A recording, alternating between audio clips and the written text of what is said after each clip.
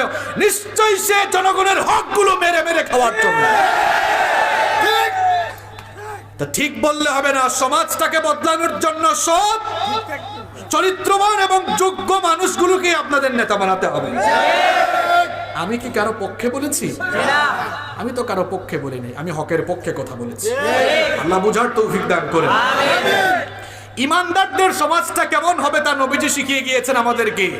নবীজি মসজিদে নববীর ইমাম ছিলেন, আর মদিনা রাষ্ট্রের ইমাম মনে হয় আরেকজন ছিলেন।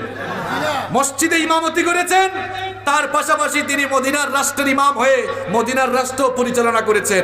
এরপরে খুলাফায়ে রাশেদার সময়ে, এর পরবর্তী সময়ে যতদিন পর্যন্ত মুসলিম রাষ্ট্রের শাসকগণ মসজিদের মেম্বর আর রাষ্ট্র পরিচালনার মসনদ একসাথে পরিচালনা করেছিলেন, ততদিন পর্যন্ত মুসলমানরা এই পৃথিবীতে মাথা উঁচু করে দাঁড়িয়ে এক শক্তিশালী জাতি